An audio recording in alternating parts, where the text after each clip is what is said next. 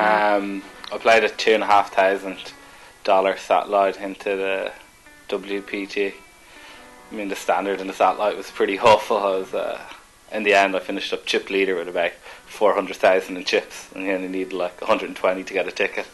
So that was a good bit of fun. I was just putting everyone all in for about the last 20 minutes, and everyone else was sweating like mad to try and hold on to their 25k ticket. I just kept shoving them all in.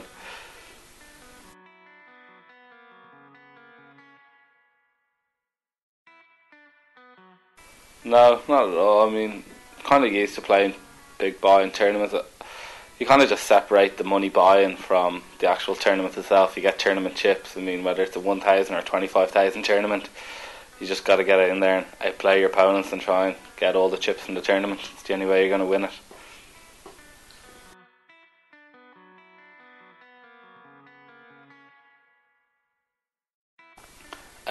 Well, you started with 100,000 chips, and the clock was an hour and a half long, and the blind started at, I think, 50, 100 or 100, 200.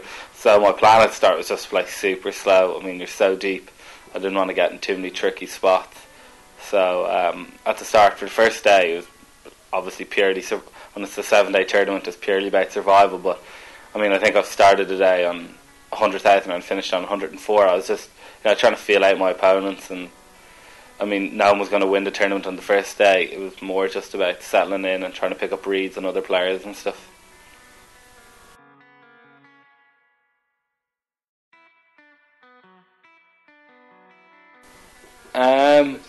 No, not at all. I mean, every tournament has to end at some point, and for the whole tournament, we're somewhere between like, I don't know, 1,000 and 100 big blinds deep.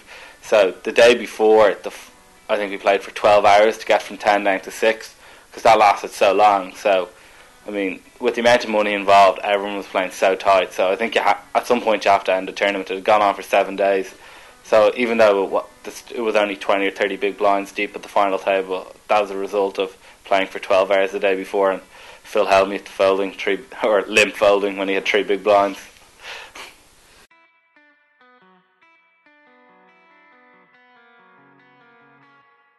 Yeah, Hellmuth's good crack. Reflecting on it, I think he kind of knows what he's at in some ways, and he realises while he is a very good poker player and probably past his best at the moment, a lot of it, he is an actor in the show, and he's going to make 10 times more money from his endorsement deals and other stuff than he is from poker.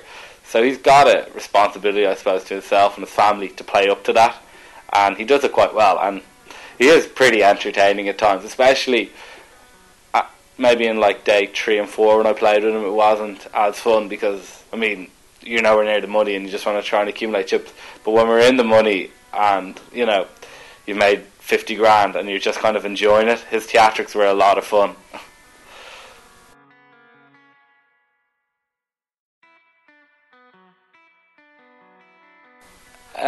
I think anyone who got to the final table was going to be a worthy winner. I mean, it could have been anyone. I thought Eric Baldwin probably played the best, and I thought David Benjamin was playing really well as well. But I mean, obviously in the end, I think anyone of the 6 of us who were there were worthy winners. But he was able to crack over pairs with his under pairs, and he kind of got the breaks at the right time. I mean, he flopped straights when people flopped sets, so yeah, he's a worthy winner. But I think anyone would have been a worthy winner. He just got the breaks at the right time.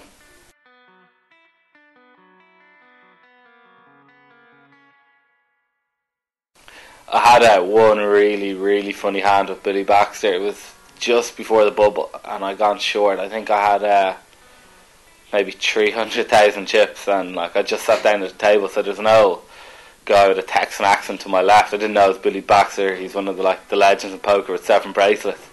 But I think I've lost all my 10,000 chips. So I mainly have 5,000 chips left. So I say raise, and I pick up 5,000 chips and put them out in 2 stacks of 3. And he grabs his 10,000 chips and goes to call and puts out the 10,000 in 2 stacks of 3 as well. So the dealer announces raise. So he kind of looked at it blankly and he was like, "Oh, I didn't mean to raise." And I was like, "Oh, I'm so getting angle shot by some old Texan American." I mean, like, textbook stuff. But I've got ace 9 and I'm calling like 30,000 more into maybe 110,000, so I obviously have to cut. So I just call him, and the flop comes at ace, king, 2. He checks. So I'm like really suspicious of things as it is. So I just decide we'll not let this pot get too big. I'll just check behind. So I check behind, and then the turn comes off a 5, and he bets 60,000. So I call it 60,000, and the river's a 9, which is kind of bingo for me. And I think I have about 260,000 chips left, maybe 280,000 left in my stack.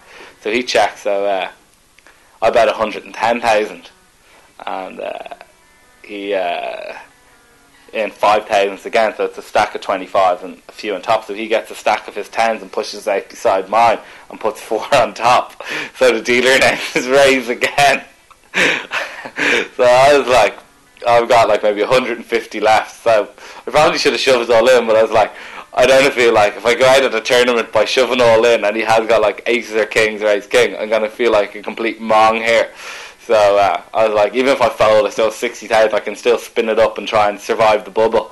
So I just called him, and he had ace 10, and it was 2 genuine errors, but the guy's been playing poker for 50 years, and he said he's never made that mistake once in his life, and he made it twice in one hand. And it pretty much saved my tournament. I think we ended up playing a pot where if I played out normally, it would have been like 150,000, and it ended up being well over 500,000 in chips. And then the next hand, I found jacks and I raised, and he re-raised because it was pure tilt and I shoved. So I ended up going from like 300,000 all the way back up to 700,000. So that was a pretty key pot in the tournament for me.